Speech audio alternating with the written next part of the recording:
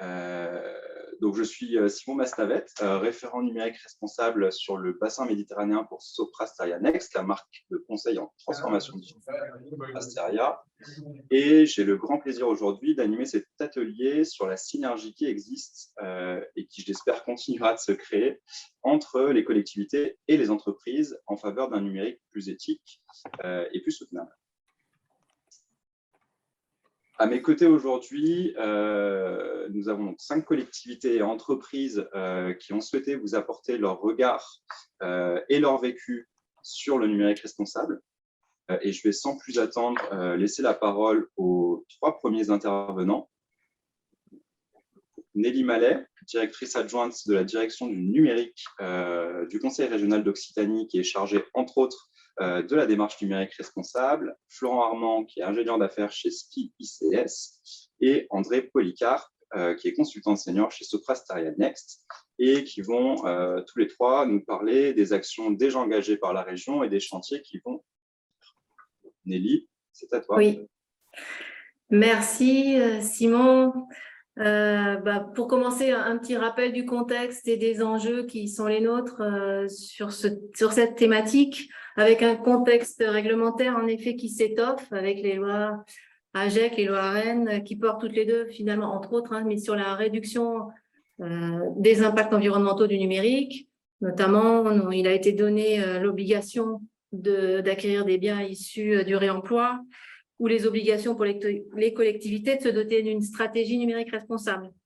Et puis, nos enjeux sont ceux du numérique responsable. Donc là, je m'adresse, je pense, à des avertis, mais voilà, le numérique, c'est 4% des émissions de gaz à effet de serre au niveau mondial, et les leviers principaux sont autour des équipements terminaux, des smartphones, PC, etc. Et c'est la phase de fabrication qui emporte le plus d'impacts environnementaux. Donc, on peut en déduire les leviers qui sont beaucoup autour de travailler sur ces étapes de fabrication et puis sur les cycles de vie des équipements. Pour la région, l'engagement politique de la région, il s'appelle le Pacte vert. À travers son pacte vert, la région a décidé d'accélérer la transition écologique en construisant un modèle plus juste et plus solidaire. Donc, le pacte vert, ce sont un ensemble de mesures sur toutes les compétences régionales autour de l'agriculture, la formation, la mobilité, j'en oublie. Mais ce qui nous intéresse, c'est que il y a 5 leviers qui sont dans toutes nos politiques publiques, et l'un de ces leviers, c'est le volet d'accélération de la transition numérique. Donc, ça donne au service de la région dont on est un cadre d'exemplarité régionale à bâtir ensemble. Donc, il y a une vraie volonté d'utiliser cette transition numérique pour améliorer, pour accompagner aussi les entreprises et favoriser l'éducation par le numérique. Voilà. Et donc, en effet, depuis plusieurs années, la région elle s'est engagée dans une démarche numérique responsable. Et pour reprendre l'intitulé de cet atelier, on a construit des partenariats pour avancer sur notre démarche. Un levier important pour nous, collectivités, c'est le levier des achats publics. Et donc, on a travaillé sur des achats publics plus responsables avec des clauses sociales, environnementales, avec des critères pour faire le choix de partenaires pour nous accompagner, voire avec des allotissements spécifiques qui nous permettent d'adresser des partenaires sur des domaines particuliers, de pouvoir avoir des partenaires locaux qui nous accompagnent. Voilà. Et pour donner aussi peut-être quelques clés et rappeler un peu ce que c'est la région, je ne vais pas présenter la région dans toutes ses compétences, mais en termes de volume, la région, c'est 7000 agents qui sont répartis sur tout le territoire de la région Occitanie, sur 13 départements, et on est avec des agents qui sont sur tout le territoire, dans tous les lycées et dans toutes les maisons de région. Donc voilà, le sujet est vaste et on a une ambition en effet de réduire notre impact environnemental et donc de mener une démarche. Donc j'ai choisi en effet de partager avec vous 2 expériences. La première, c'est au moment de renouveler notre marché de support et d'environnement de travail, on s'est dit que, vu les leviers dont on a parlé précédemment, c'était un marché très, très important sur ce sujet. Donc, on a cherché à avoir un partenaire fort sur la démarche numérique responsable. Parce qu'on attendait un accompagnement, un accompagnement sur la mesure de notre empreinte, sur l'allongement de la durée de vie, même sur le paramétrage de nos postes de travail, sur le recyclage et la fin de vie de nos équipements. Et donc,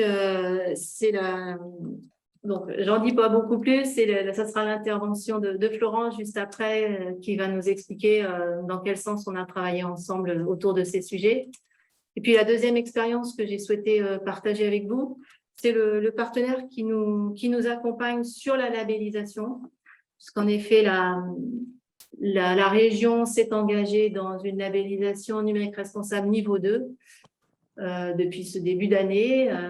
Bon, j'en dis pas plus là aussi, puisque c'est la société Soprasteria Next qui va nous présenter ça avec André. Alors, la société Soprasteria, elle nous accompagne depuis le début finalement sur cette démarche avec au démarrage des actions de sensibilisation, déjà de production d'indicateurs, d'accompagnement, de conseils, voire d'éco-conception sur des projets de portail au lycée. Donc voilà. Donc, je ne vais pas en dire beaucoup plus. Peut-être André, je te laisse prendre le relais pour nous parler de notre labellisation. Ouais, ça marche. Merci Nelly. Donc du coup, je travaille pour Soprasteria Next aux côtés de Simon qui anime l'atelier et qui du coup ne peut pas et animer et participer. Mais comme le disait Nelly, du coup la région s'est engagée dans la démarche de labellisation numérique responsable. En fait, la labellisation numérique responsable, ça va permettre à la région Occitanie de s'engager dans une diminution de son empreinte numérique. Et pour ça, le périmètre de la labellisation, c'est la DSI de la région Occitanie et aussi la direction de l'éducation, puisque dans cette labellisation, on embarque aussi 13 lycées de la région Occitanie. Pour vous donner un ordre de grandeur, on est sur plus de 100 000 ordinateurs et plus de 200 applications. Donc, c'est un périmètre qui est assez conséquent et où on peut faire vraiment de belles choses. Donc, comme je vous le disais après, sur la labellisation, ça va permettre de diminuer l'empreinte environnementale du numérique. Mais on ne parle pas que de ça dans le numérique responsable. On est aussi sur la vision de réussir à rendre le numérique plus inclusif et plus éthique. Ici, on va parler des notions d'électronisme, de fracture numérique, etc. Et ça permet aussi à la région de répondre à son devoir d'exemplarité qui est inscrit dans le pacte vert de la région Occitanie. Sur la démarche de labellisation, elle s'effectue en 4 temps majeurs, on va dire. On a une première partie qui est l'auto-évaluation. C'est de regarder ce que la région Occitanie fait déjà. Et Nelly en a parlé, mais déjà depuis 2019, en fait, il y a déjà des choses qui sont faites à la région Occitanie. Donc, le but, c'est vraiment de les valoriser, en fait. Aujourd'hui, on est à cette étape d'auto-évaluation. On touche du bout du doigt à la fin. Elle se termine la semaine prochaine, donc on est vraiment à la toute fin. Suite à cette auto-évaluation, on va avoir un audit qui est réalisé par un évaluateur externe. Le but, c'est d'aller faire des entretiens et de valider en fait ce qu'on a mis dans l'auto-évaluation, très simplement. Troisième temps, c'est l'élaboration d'un plan d'engagement. En fait, c'est au regard de ce qui a été fait dans l'auto-évaluation, sur quels thèmes et sur quels axes la région Occitanie souhaite s'engager pendant les 3 ans durant lesquels va courir le label. Et à l'issue du coup de la proposition du plan d'engagement, le label est attribué à la région Occitanie. En tout cas, on n'en doute pas, on fait tout pour. Et du coup, pendant les 3 ans de la labellisation, je le disais, la région va mettre en œuvre le plan d'engagement qui a été validé. Donc ça, c'est pour le cadre d'intervention. Si on se focalise un petit peu plus sur pourquoi la région travaille avec une entreprise, donc pourquoi collectivité et entreprise. Nous, chez Soprasteria Next, ce qu'on essaye d'apporter, on l'a résumé en 3 principaux apports. Le premier, c'est de l'expertise. Autant Simon que moi, on est sensibilisés au sujet du numérique responsable. C'est des sujets qu'on porte en interne chez Soprasteria Next. On réalise également, on a des veilles qui sont réalisées en interne. Donc, c'est toute cette expertise sur le sujet qu'on peut apporter à la région Occitanie. On a également tout le volet méthodologique.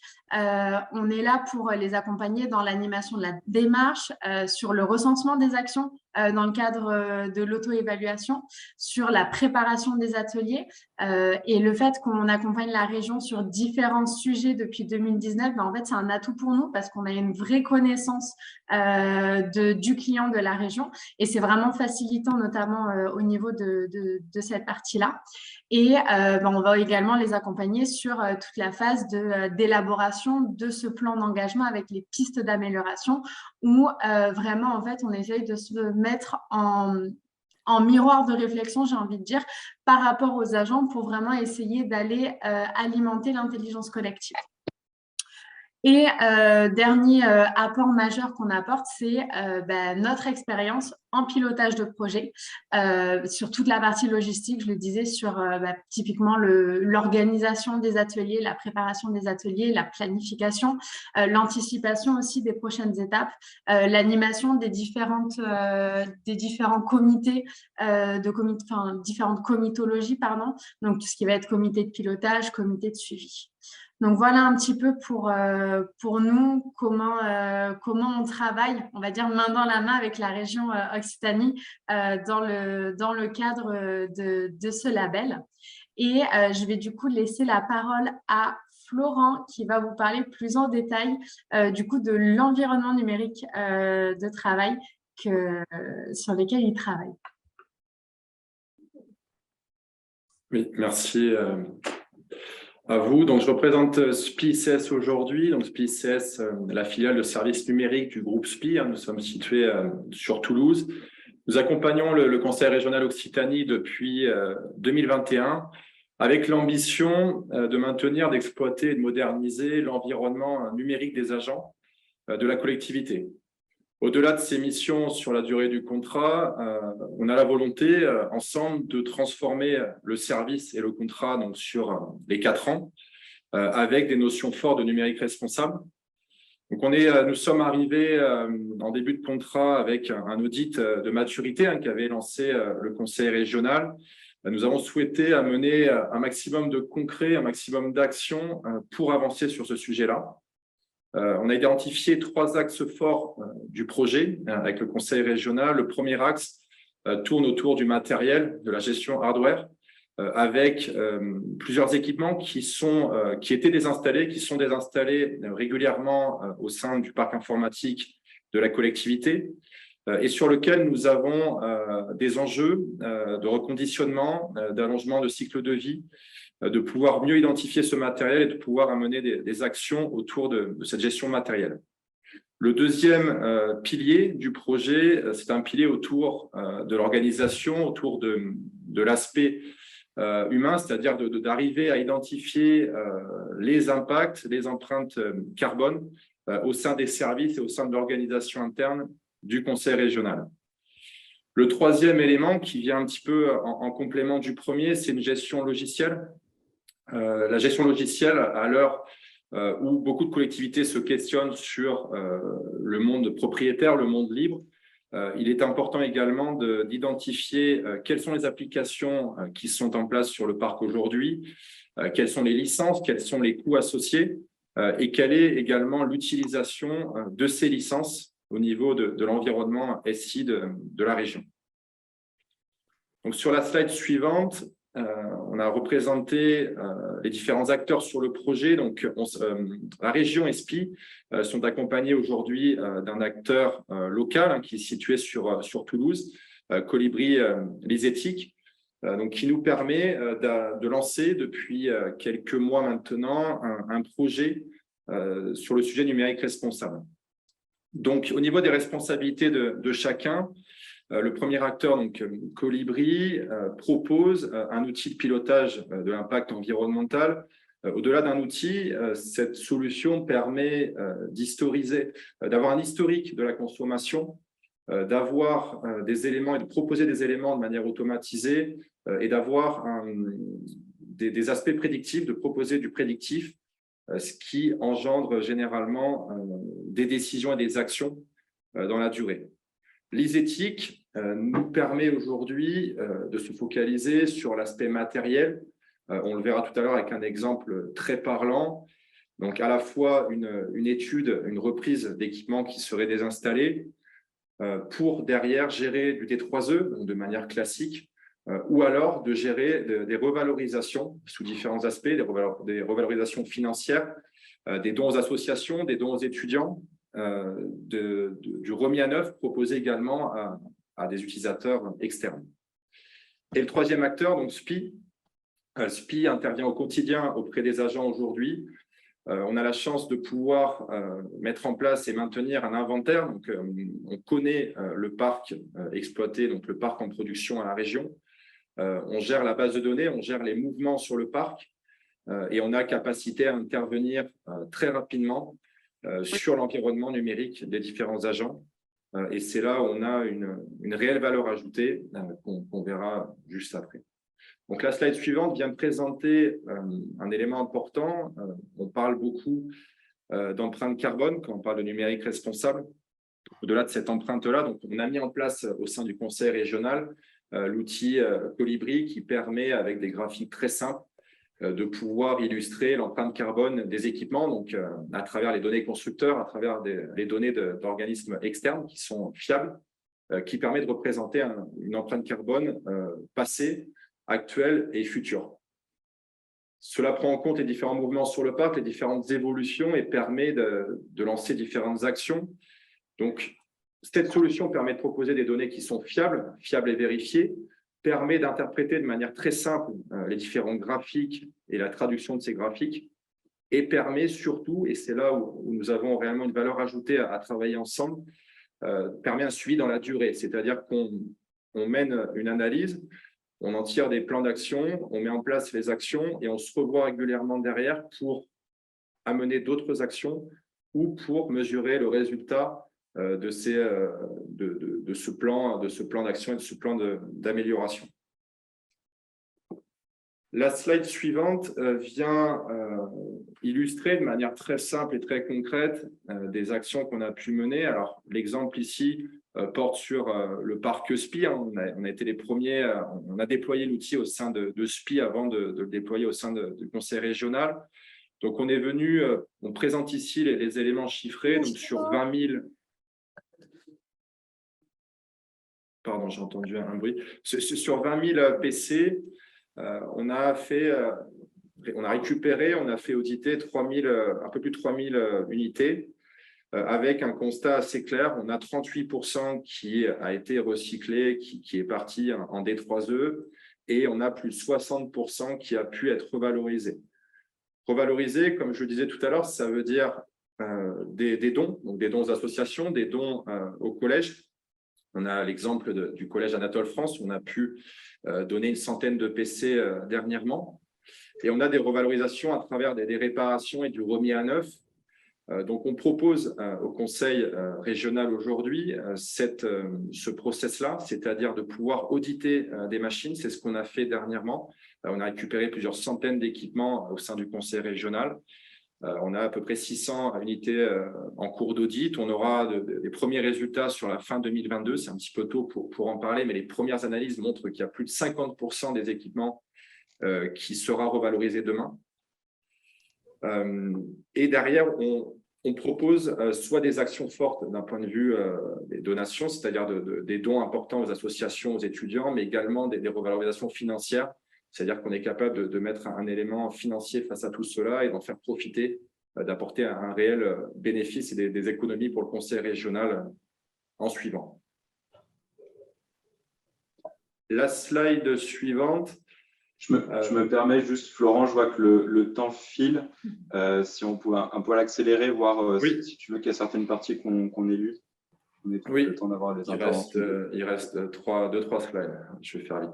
Donc là, c'est un exemple très parlant d'un outil développé chez SPI, un outil qui est proposé aujourd'hui au conseil régional, qui vient tout simplement prendre un état clair chez un utilisateur informatique, qui vient diagnostiquer la partie messagerie, la partie collaboration, et qui vient illustrer l'empreinte carbone, la partie CO2 que représente l'utilisateur aujourd'hui. Ça vient également le schématiser avec des exemples très parlants de trajets en voiture, trajets en train, de feuilles de papier A4, c'est ce qu'on voit un petit peu sur l'écran. Donc, c'est une manière importante de sensibiliser et d'adresser l'aspect purement humain et du coup d'en tirer des bénéfices et des actions importantes dans la durée. La slide suivante, il est difficile de ne pas en parler, le projet Lordi qu'on mène avec le conseil régional Occitanie depuis quelques années maintenant. Donc, le projet Lordi qui avait l'ambition forte dès le départ d'apporter, donc de proposer une égalité des chances pour les différents lycéens pour l'accès au numérique, d'éviter toute fracture au niveau du numérique. On est aujourd'hui à 60 000 PC portables distribués donc sur l'année en moyenne. On n'oublie pas pour autant, et c'est un travail qui a déjà été initié, on n'oublie pas la partie numérique responsable. On a déjà mené différentes actions aujourd'hui. On propose des sacoches en matière recyclée. On privilégie certains moyens de transport plutôt que l'aérien. On a travaillé également avec HP, notre partenaire aujourd'hui, sur un PC qui se veut recyclable, un PC avec zéro plastique. On a retiré tout le plastique au niveau de l'emballage de la notice à l'intérieur du PC. Et on a également formé, certifié les techniciens SPI à la techno sur la partie HP. Et aujourd'hui, nos techniciens et les équipes sont en mesure d'étudier tout cas SAV, de réparer les PC et de gérer les pièces détachées sur chacun des équipements pour gérer l'allongement de cycle de vie, de durée de vie pardon, des différents équipements déployés. Dernière slide pour conclure. Trois champs d'action, 3 résultats intéressants qu'on a pu également mener. Le premier, on a agi sur un parc de mobiles, donc de téléphones mobiles, 3000 mobiles. On a maîtrisé, donc on a proposé une maîtrise des usages. On a baissé de 15% les coûts, mais surtout de 21 tonnes de CO2 au niveau de l'empreinte carbone. L'autre exemple, c'est une maîtrise des affectations à travers des travaux menés sur un parc de 20 000 ordinateurs. À travers cette action-là, on a pu réduire de 130 à 110% le taux de possession, ce qui a eu un bénéfice et un impact direct de 1600 tonnes de CO2 en moins.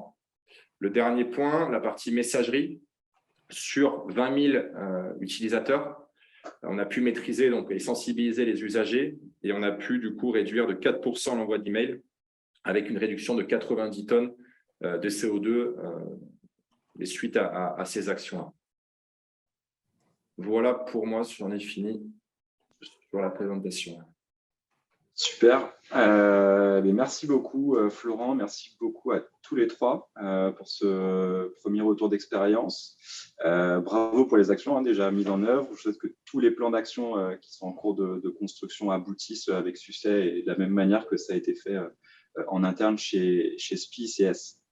Je vous propose de poursuivre les retours d'expérience avec Anne-Claire Dubreuil, qui est directrice de projet en transformation numérique au SICOVAL, qui va nous parler de la feuille de route de sa collectivité et aussi d'une initiative, je dirais, assez récente de boucle locale de reconditionnement. Anne-Claire, c'est à toi. Merci. Donc, je compte sur toi pour passer les slides. Yes. Voilà, le SICOVAL, c'est donc une communauté d'agglomération qui se trouve au sud-est de Toulouse, de 80 000 habitants et 36 communes, territoire périurbain, en effet, qui jointent la métropole. C'est un territoire également très marqué par le numérique, puisque c'est chez nous qu'il y a le Data Valley, l'IoT Valley et bientôt la Data Valley qui va ouvrir d'ici une petite année, qu'il y a aussi 25% des entreprises de la grande agglo toulousaine, 25% des entreprises du numérique, et puis des grands groupes que vous connaissez certainement, Berger-Levrault, Lyra, et aujourd'hui le centre CyberHawk, qui vient accompagner les entreprises sur les questions de cybersécurité. Donc, on a un écosystème numérique extrêmement actif et dynamique et des élus extrêmement engagés aussi sur cette question du numérique responsable. Je vais passer la slide, voilà. Nous, on est engagés depuis plusieurs années sur une feuille de route autour du numérique et du numérique responsable plus spécifiquement, avec une ambition générale qui est d'innover dans la conception et la diffusion de services publics.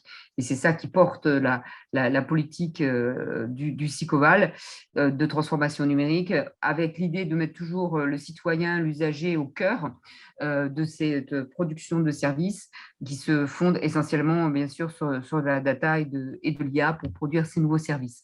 Tout cela n'a pas de sens si il n'y a pas un pilier extrêmement important aussi qui est la transition numérique, accompagner tout le monde, les agents, les élus, les entreprises, toute personne qui habite notre territoire dans cette société numérique pour qu'elle en mesure les potentialités, mais aussi les risques. Et aujourd'hui, la dimension sobriété vient vraiment impacter fortement la dimension transition. C'est des messages que l'on fait vraiment passer à travers notre réseau des acteurs de la médiation avec le développement d'un kit de sobriété numérique qui sera déployé auprès du réseau des acteurs de la médiation numérique pour accompagner la population pour que dès lors qu'on découvre le numérique et qu'on rentre dans le numérique, on ait immédiatement les bons gestes et qu'on apprenne très vite la sobriété. Et le troisième pilier qui est autour de la filière numérique, comme je l'exposais tout à l'heure, on accompagne ces entreprises, on les accompagne pour aller vers un numérique plus vertueux. Et l'ensemble de cette dynamique se traite avec des valeurs d'éthique, de souveraineté, de sobriété et d'inclusivité. Je peux passer la slide. Pour centrer vraiment sur la question purement environnementale, parce que le numérique responsable, on a un gros volet sur l'inclusion numérique sur lequel on est reconnu notamment en tant que territoire d'action numérique inclusif.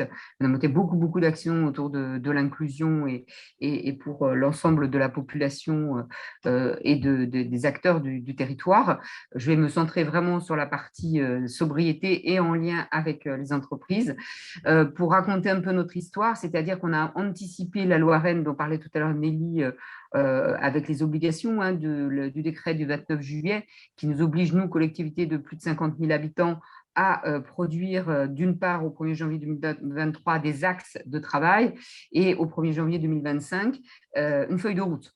On avait un petit peu anticipé, sachant aussi qu'on a un président, Jacques Auberti, qui est très impliqué dans les instances nationales et qui pousse au niveau national la question du numérique responsable et donc qui a poussé aussi pour que les collectivités s'engagent plus fortement avec la production de cette feuille de route. Donc en 2021, on a réalisé une feuille de route, d'abord un diagnostic puis ensuite une feuille de route avec des outils très, très simples, avec des entretiens, beaucoup d'entretiens d'entreprise où on a souhaité vraiment avoir le retour des entreprises sur cette question-là et le besoin des entreprises par rapport à la question numérique responsable. On a fait notamment des fresques du numérique, outil extrêmement intéressant et dynamique pour engager sur la connaissance de ce qu'est la sobriété numérique et comment collectivement on peut produire des actions pour répondre à ce défi environnemental. On a également utilisé des outils développés par l'Institut du numérique responsable, le WINR, l'Institut du numérique responsable a développé et mis en ligne énormément d'outils à destination notamment des collectivités.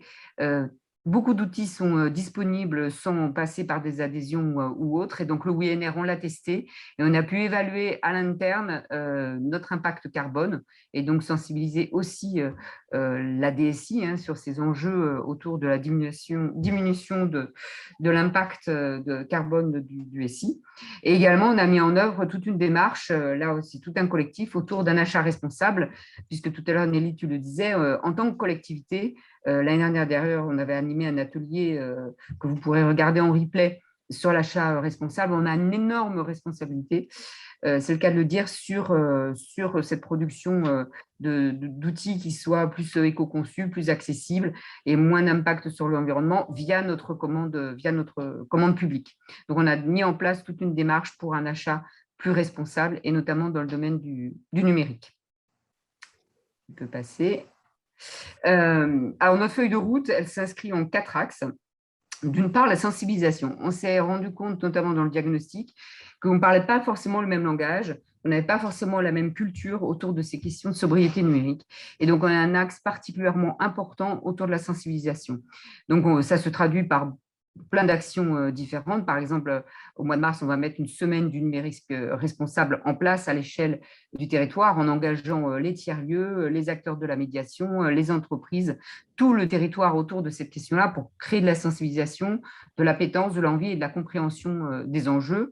On a fait bien sûr des fresques du numérique, on travaille avec Digital 113.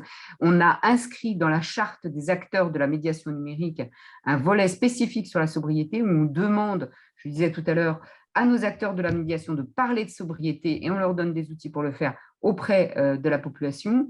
On a des collègues qui ont créé, et si ça vous intéresse, on pourra les partager, un jeu et des affiches tirées des mangas, enfin dans l'esprit manga pour sensibiliser les jeunes à la question du numérique responsable et de la sobriété. Donc, on a un axe important autour de la sensibilisation parce que rien ne se fera s'il n'y a pas une prise de conscience. Deuxième axe, c'est autour de l'exemplarité. Nelly en parlait tout à l'heure aussi, région exemplaire, mais on essaye aussi d'être exemplaire. On a signé, on est la première région la première collectivité d'Occitanie à l'avoir signé la charte du numérique responsable avec l'Institut du numérique responsable au mois de juin, qui nous engage encore plus fortement sur la feuille de route et les actions à développer. On a également signé au niveau européen une charte, une déclaration du John Boost System qui nous oblige aussi, qui va pousser les entreprises notamment à aller vers un numérique plus souverain, plus vertueux. Donc, on a aussi une responsabilité pour porter le territoire et les entreprises dans cette dimension-là. Et ce que je disais, donc l'anticipation de la loi Rennes. Également, on a mis en place, et ça fait partie des axes qu'on veut porter, une filière de reconditionnement. Alors, modeste à l'échelle de notre territoire. Je ferai un petit focus tout à l'heure dessus. Et dernier point, c'est aussi travailler en collectif. On ne peut pas travailler tout seul en tant que collectivité. Donc, avec les entreprises, avec les citoyens, avec les acteurs de la médiation, travailler tous ensemble pour pouvoir mieux agir derrière. Donc, on a produit plein de séances de sensibilisation et également, à l'image de ce que promeut l'Institut du numérique responsable, on travaille sur les questions de design de service et les 3 U, utile, utilisable, utilisé, c'est-à-dire à quoi ça sert de produire du service numérique si derrière, personne ne s'en empare. Donc, tous nos produits numériques sont co-construits avec les habitants, avec les futurs usagers, en se posant toujours la question, est-ce que le numérique est nécessaire ou pas pour produire ce service? Donc, c'est aussi une démarche que l'on met en place. Et maintenant, 2 petits focus rapides. Il y a une question, Anne-Claire, que je me permets de te relayer. Est-ce qu'il est envisagé d'autres fresques du numérique pour sensibiliser le plus grand nombre de collaborateurs ou citoyens ou étudiants? Tout à fait. Alors, donc, on a fait 3 fresques du numérique qui mélangeaient les entreprises, des élus, notre président d'ailleurs, des agents, bien sûr, des associations, etc. Et dans le cadre de la semaine du numérique responsable, on en fera d'autres. Et j'ai proposé à mes collègues qui montent cette semaine du numérique responsable et aux acteurs qui vont monter cette semaine du numérique de faire une fresque. Tous ensemble. Donc, en effet, oui, c'est un outil extrêmement intéressant pour sensibiliser. Et après, on peut aussi produire ses propres ateliers ou ses propres outils. Mais c'est vrai que la fresque, c'est particulièrement… alors, ce qui est intéressant, c'est qu'il y a un volet prise de conscience, mais il y a aussi un volet construisant ensemble les solutions pour ne pas être trop plombant, parce que la première partie peut être très plombante quand on fait des fresques. Voilà pour la… Est-ce qu'en 2 mots, on a une deuxième question. Est-ce que tu peux nous dire quel type d'entreprise tu arrives à onboarder, à intégrer dans cette démarche? Alors, en fait, tout type d'entreprise. Alors, je vais en parler dans les 2 slides qui suivent. On a fait une enquête auprès des entreprises pour voir quels étaient leurs besoins, quelles étaient leurs envies, quelles étaient leur appétence sur ces sujets de sobriété. Et en fait, on va voir aussi que dans la boucle de reconditionnement, on a des toutes petites entreprises jusqu'à des grands comptes. Donc, en fait, c'est pas, je dirais, c'est plus un parti pris de certaines personnes qui après poussent dans l'entreprise qu'une taille d'entreprise ou un type d'entreprise. C'est pas que des entreprises du numérique, c'est tout type d'entreprises qui peuvent être tout à fait concernées par ces enjeux. Et en effet, la boucle locale de reconditionnement, c'est pour ça que j'ai mis quelques petits logos. La boucle locale de reconditionnement, c'est quoi? C'est la jointure du numérique responsable, c'est comment construire une boucle de local de reconditionnement de matériel numérique pour la mettre à disposition de personnes qui sont en précarité et qui ont besoin de matériel, qui ont besoin d'équipement. On a l'impression que tout le monde a un équipement et en fait, on se rend compte qu'il y a beaucoup de personnes qui ont juste des téléphones, mais faire des démarches administratives un peu lourdes sur un téléphone, ce n'est pas toujours très facile. Ou faire ses devoirs, on l'a vu pendant le Covid, c'est très compliqué de faire ses devoirs sur un smartphone.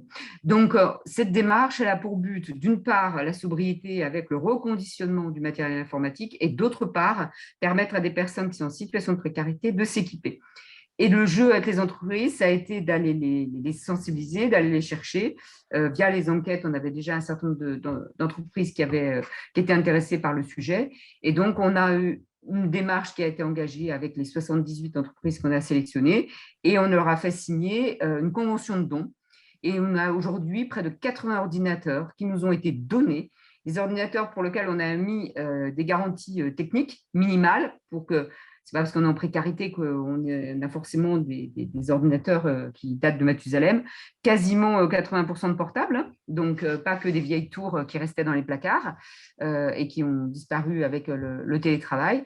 Donc un vrai engagement de la part des collectivités. Je salue particulièrement Continental qui a vraiment fortement joué le jeu par rapport à cette boucle locale, mais également CLS, l'Absorb ou le Crédit Agricole qui ont participé à cette boucle locale. Aujourd'hui, donc, cette expérimentation est en phase finale, puisque les personnes vont bientôt recevoir les ordinateurs qui seront reconditionnés par un acteur de l'insertion, qui est une entreprise d'insertion qui s'appelle Envoi.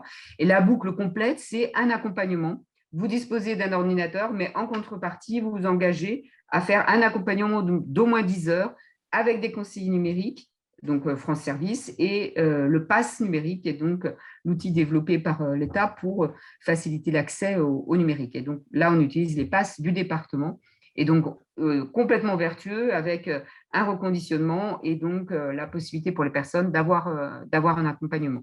On est en train de faire une petite vidéo qui permettra de documenter, l'idée étant qu'à notre échelle, on n'est pas en capacité de porter une boucle réelle de reconditionnement et puis ça n'a pas de sens à l'échelle du SICOVAL. On voulait juste faire un démonstrateur, dire c'est possible. On a signé un accord de consortium, hein, tous ensemble, pour développer ce projet-là. Et maintenant, on passe la main à la région, au département, à d'autres acteurs, pour qu'il y ait une vraie filière qui se constitue à l'échelle régionale. Et la dernière slide.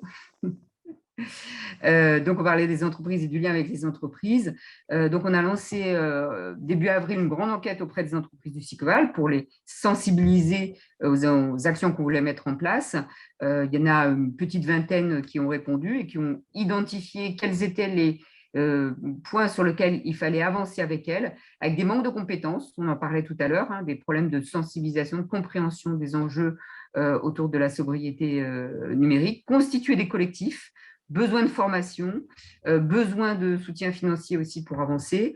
Et aujourd'hui, on est en relation avec Digital 113 qui lance son premier programme de la labellisation au numérique responsable. Donc, on a nous-mêmes communiqué autour de ce projet-là et on est en train d'imaginer un projet complémentaire pour accompagner les entreprises dans des phases qui viendraient en amont de la labellisation numérique responsable et préparer le terrain pour pouvoir aller vers cette ambition vers laquelle on veut tous aller, qui est la labellisation numérique responsable. Voilà les actions et le programme que l'on a au niveau du SICOVAL. Merci beaucoup, Anne-Claire. Merci infiniment pour les témoignages et pour toutes ces actions détaillées et effectivement qui semblent être avant-gardistes et vraiment inspirantes.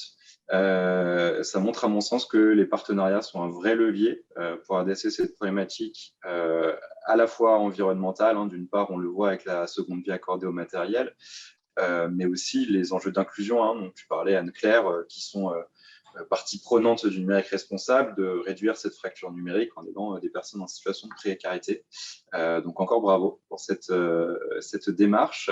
Et je vous propose maintenant d'accueillir le prochain témoignage de Sandrine Maton, qui est responsable de domaine au sein de la direction du numérique de la métropole de Toulouse et qui va nous parler, elle aussi, de l'approche de sa collectivité et des initiatives IT for Green qui ont été lancées du côté de Toulouse Métropole.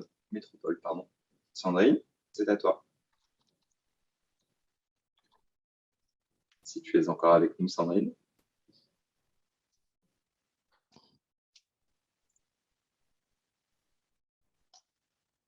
Alors, on ne t'entend pas, Sandrine. Je te vois bouger les lèvres, mais je n'entends pas ta voix.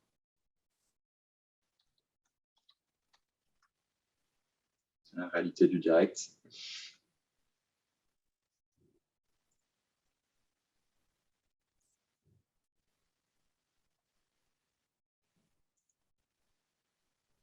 Non, on ne t'entend pas. Ouais. Alors, peut-être sans le... Ça semblait bien marcher sans ton casque en début de réunion.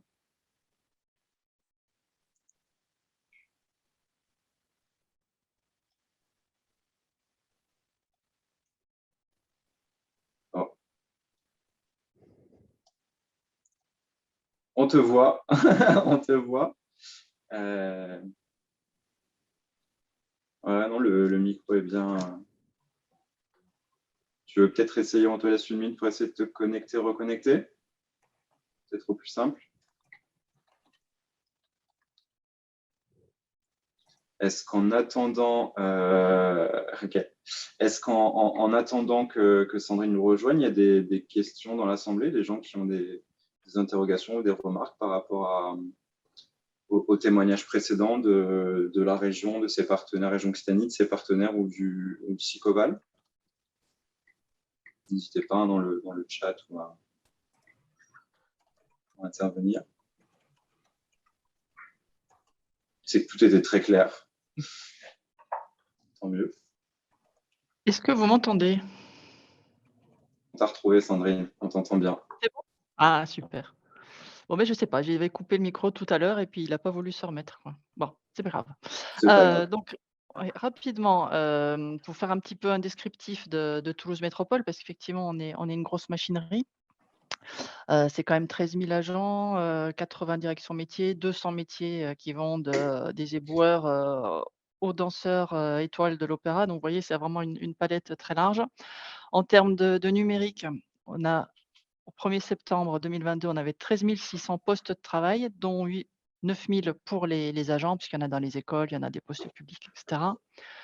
En termes d'équipement mobile, c'est plus de 5 000. Des lignes téléphoniques, on en a 10 000. Enfin voilà, 1 400 serveurs. Donc, vous voyez, on a vraiment un gros dispositif et également 2 data centers en propre.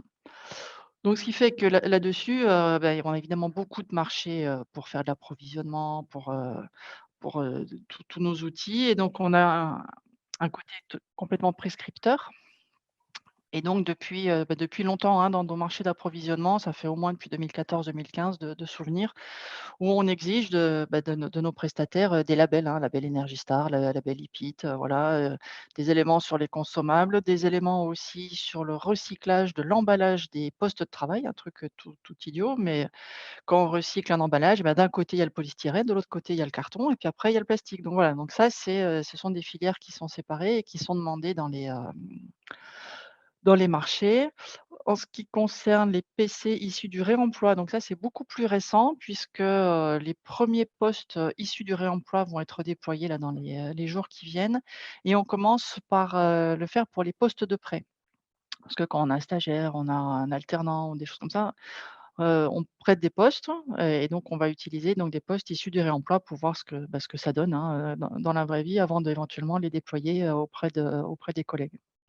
Donc voilà, donc ça, c'est des choses qui se font, déjà depuis longtemps. De plus en plus, on va mettre aussi en place des clauses environnementales, mais là, en termes de critères de choix, parce que ce dont je vous ai parlé, ça faisait partie, c'était dans le CCTP, hein, donc toutes les collectivités, qui nous écoutent, même les entreprises qui répondent au marché savent ce que c'est. Donc ça, c'était vraiment des éléments exigés dans le CCTP. Là, on va mettre en place des clauses environnementales, donc dans les critères de choix pour, justement pouvoir différencier, les candidats aussi sur cet aspect-là. Ouais, donc ça, c'est quelque chose qui est, on va dire devant nous pour les quelques mois, qui arrivent. On a aussi également des actions qui existent depuis un petit moment, qui sont que lorsqu'une personne quitte son poste de travail le soir sans éteindre le poste. Mais quand elle revient le lendemain, elle a un message qui lui dit: «Ah, c'est pas bien, tu as pas éteint ton poste» et puis, plus le temps passe, plus le message est dit: «Vraiment, c'est pas bien du tout, quoi». Donc voilà, donc c'est vraiment une prise de conscience pour la personne que, bah, elle part, elle quitte son bureau le soir et bien, elle éteint son poste, quoi. Elle part pas juste, comme ça en fermant la porte. Ah, c'est des choses toutes simples. Et puis un truc qu'on va mettre en place là aussi, assez vite, c'est la remontée en température des data centers. On sait qu'on peut les remonter de 2 degrés immédiatement sans gros danger puisque là, ils sont climatisés à peu près à 17 degrés, mais à l'intérieur du serveur, il fait, 45 degrés, donc on peut remonter de 2 degrés la pièce et puis on va monitorer pour voir, si on peut remonter un peu plus, mais ça, on le fera vraiment par palier de 1 degré.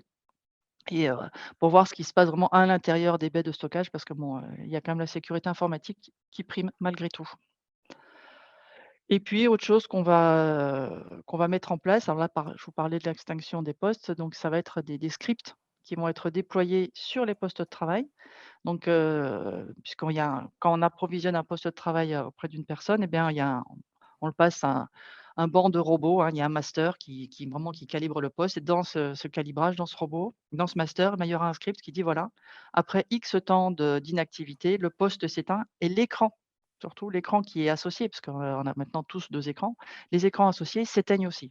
Donc voilà, donc ça, c'est des choses qui vont pouvoir être mis en place non seulement sur les postes qui vont être déployés, donc sur le flux, mais aussi sur les postes déjà en stock, donc par, système de télédistribution.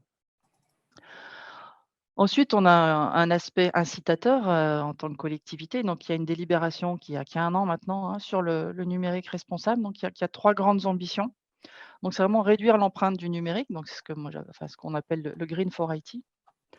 Donc voilà, hein, avec, des évaluations régulières, aligner la stratégie du numérique responsable sur l'ensemble de la stratégie RSE de la collectivité, puisqu'il existe un plan papier, il existe un plan climat, il existe un SPASER, il existe un plan sur les achats responsables. Donc voilà, donc c'est vraiment d'aligner tout ça, que ça parte pas dans tous les sens, hein, tout simplement.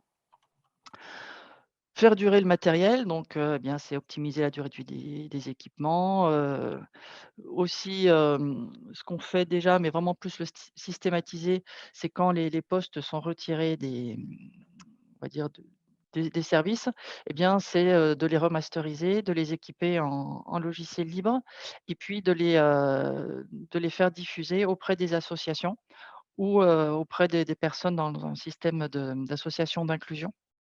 Mais vraiment toujours par le biais de la direction qui s'occupe, elle, de la solidarité. Donc, voilà. La partie achat responsable, donc ça j'en ai parlé déjà. Et puis après un truc qui est beaucoup plus sur l'infrastructure, c'est de privilégier les architectures applicatives modulaires. Donc pour les plus tech d'entre vous, hein, c'est, les systèmes de microservices type, Docker, Kubernetes pour pouvoir, lancer des serveurs, virtuels à la volée et puis surtout les éteindre ensuite, hein. Par exemple, un serveur de formation, on n'a pas besoin de l'avoir tout le temps, en activité. On peut le lancer et puis l'éteindre. Voilà, donc c'est ce genre de choses et la collectivité maintenant maîtrise complètement ces éléments-là, du fait d'un projet dont je vais vous parler, juste après. Et puis donc on a un truc aussi, c'est, une charte graphique, éco-responsable, hein, tout simplement. Même si on a un plan papier pour imprimer de moins en moins, l'idée c'est aussi d'utiliser moins d'encre. Et puis, également, désinstaller les logiciels inutilisés. Ça, c'est quand même une problématique qu'on a dans les directions informatiques, c'est qu'on a du mal à décommissionner parce qu'il y a toujours une bonne raison ou une mauvaise raison pour pas décommissionner. Donc c'est vraiment aller systématiquement sur cet élément-là. Évidemment, revoir la collecte des données et puis, adapter l'usage des équipements, hein. C'est aussi ce que je vous disais. Et enfin, donc là, on va pouvoir passer sur la slide suivante, c'est le côté, acteur. Donc là, c'est le côté plutôt IT for Green. Donc si tu peux avancer Simon, voilà. Donc on a, mis en place une plateforme, big data avec big data IA qui s'appelle donc IA Data.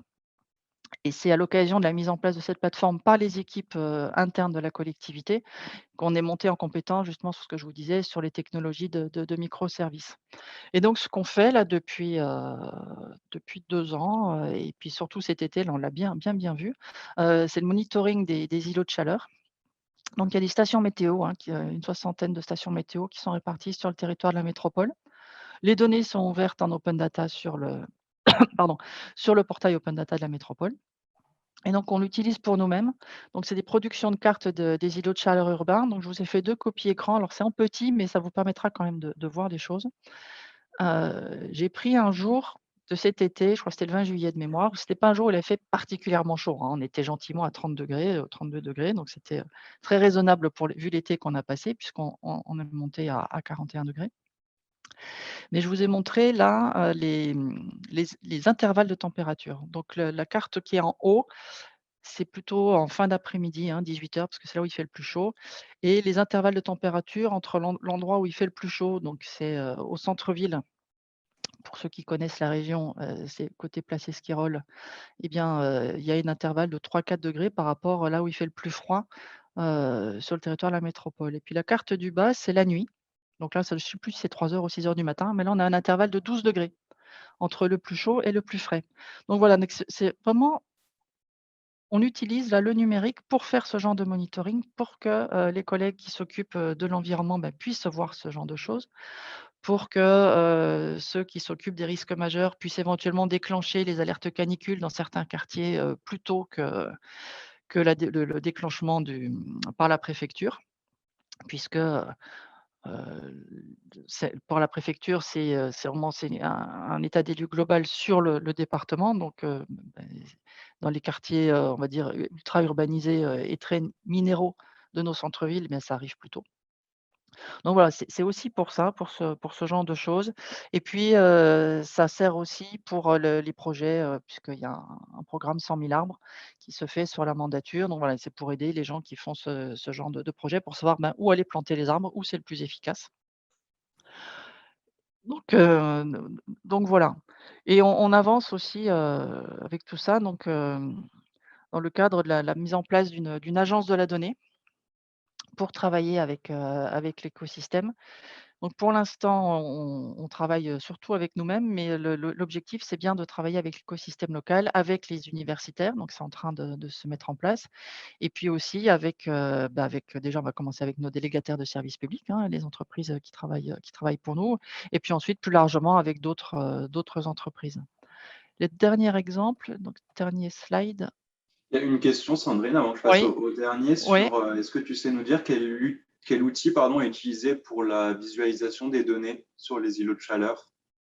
Ah, c'est un C'est algorithme spécifique. qui a été développé par un doctorant qui était moitié chez nous, moitié chez Météo France. Ok. Donc Donc je ne c'est sais un pas dire. outil de visualisation de Oui, Météo France. ouais, Ok. oui, c'est ça, c'est ça. Donc Et du pour la coup, slide le dernier d'après, élément. voilà. Alors dernier élément, donc là aussi, là, on est vraiment, sur de la prédiction. Là, c'est la lutte contre le gaspillage alimentaire. Et donc, on prédit 2 choses. On prédit en masse, puisque, la cuisine centrale, réalise à peu près, entre 35 et 36 000 repas par jour, parce que c'est à peu près le nombre d'enfants qui mangent dans les 213 écoles, élémentaires et maternelles de la ville de Toulouse, puisque ça, on est sur une compétence municipale, c'est pas une compétence métropolitaine. Et donc, bah, ce qui est important, c'est pour la cuisine centrale, c'est de savoir 5 semaines avant, puisque c'est au moment où ils passent leur commande, mais combien il faut qu'ils commandent de denrées pour ajuster la production. Donc là, ça, c'est en train de s'affiner. Et puis, on le fait aussi par école, puisque là, il s'agit, une fois que, la production est faite, hein, que le menu est fait et produit, eh bien d'ajuster la livraison des repas. Et donc au plus juste par rapport à alors il y a plusieurs choses, par rapport à l'inscription des enfants, à l'école, et par rapport je dirais, au métier des dames cantines, on va les appeler comme ça, qui savent à peu près, parce qu'il y a toujours des enfants qui viennent, qui ne sont pas inscrits et qui viennent manger, donc ils font aussi une commande de repas. Et donc on a 2 sources de données. On a les inscriptions des parents et puis le métier des dames cantines, et à partir de là, donc on alimente cet algorithme de prédiction qui permet de dire que dans telle école, tel jour, eh bien, il y aura, 180, enfants qui viendront manger, et non pas, 170 inscrits et 200 repas imaginés par la cuisine. Voilà, donc l'idée, c'est ça, c'est de vraiment ajuster le plus possible et la production et la livraison pour nourrir tout le monde, mais limiter aussi les réassorts, parce que ça a un effet mais sur la production, sur le CO2, hein, puisque c'est des camions qui tournent pour livrer les écoles. Et puis ce qui est à venir pour affiner tout ça, ça va être la pesée des déchets, pour adapter, eh bien, les recettes et les grammages, des plats au regard du goût des enfants, mais toujours en assurant l'éducation au goût. Parce que sinon, hein, on sait très bien, ce qu'ils aiment pas, hein, majoritairement. Donc, on a fait aussi un questionnaire très simple auprès des enfants qui est: «J'aime, j'aime pas, il y en a assez, il y en a pas assez», et je dirais, sans révéler de scoop, ils préfèrent les crêpes, aux brocolis, hein. Bon, voilà. Mais malgré tout, il faut quand même leur apprendre à manger des brocolis, mais pour lutter contre ce gaspillage alimentaire, donc on va essayer aussi de voir, comment, portionner les brocolis, pour rester sur l'exemple, justement, pour toujours éviter ce gaspillage alimentaire. Donc voilà. Donc c'est vrai que le numérique responsable, il y a vraiment ces 2 volets. Il y a, le volet, comment je réduis l'empreinte du numérique sur l'environnement, mais comment le numérique peut aussi m'aider, tout à fait par ailleurs, à, eh bien, avancer dans la protection de l'environnement. Donc je vous dis, c'était ces 2 exemples sur les îlots de chaleur, mais aussi sur le gaspillage alimentaire. Merci. Merci beaucoup, Sandrine, pour ce retour d'expérience et ce partage. Je trouve que les premiers témoignages nous ont vraiment montré quel levier on peut quelque part activer pour réduire l'empreinte environnementale et sociale du numérique. Et je trouve que du coup, ton témoignage illustre bien, comment on peut aussi mettre le numérique au service de problématiques qui sont au cœur des enjeux de société, comme quelque part l'alimentation et puis la réponse aux variations et La aux périodes de la canicule. réponse, aux canicules, oui, oui, tout à fait. Non, mais alors ce qui est intéressant, c'est que nos stations météo, elles sont là depuis 2019, donc on a 3 ans maintenant, hein, de monitoring, quart d'heure par quart d'heure, donc c'est quand même pas mal. Effectivement.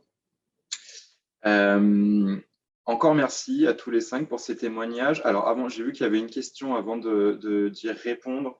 Je fais le petit moment remerciement. Donc mes remerciements aux sponsors du Digital 113, sans qui ces moments de partage ne pourraient pas avoir lieu. Donc un grand merci à eux. Et merci aux partenaires aussi de permettre que ces moments, ces événements aient lieu avec du présentiel ce matin à Toulouse et à Montpellier. Et puis un événement qui va se prolonger demain, si vous ne le savez pas, mais rendez-vous à Toulouse dans les locaux de Continental pour poursuivre les discussions sur cette thématique. Alors, j'avais une question dans le chat de Christophe qui demandait s'il était possible pour les collectivités, donc je pense que ça s'adresse à toutes les 3, de partager les clauses qui ont été mises dans vos appels d'offres de matériel ou de logiciel. Alors, j'invite Christophe déjà, si pas déjà fait, à regarder le guide pour des achats numériques responsables produits par l'État sur écoresponsable.gouv.fr. Et je ne sais pas si l'une de vous, Nelly, Anne-Claire, Sandrine, vous sentez d'apporter une réponse additionnelle à Christophe. On peut dire que le marché public, quand il est publié, il est public. Donc, on peut regarder sur les sites de nos collectivités respectives les marchés qui sont sortis, qui doivent contenir ces fameuses clauses. J'ai peut-être une première réponse. Oui, puis une 2e réponse, alors ça demande un petit peu d'archéologie en ce qui me concerne, c'est d'aller rechercher dans des marchés un peu plus anciens des clauses qu'on avait rédigées à l'époque, quoi. Mais oui, enfin, c'est possible, quoi. Je vous dis juste, faut faire cette archéologie, quoi.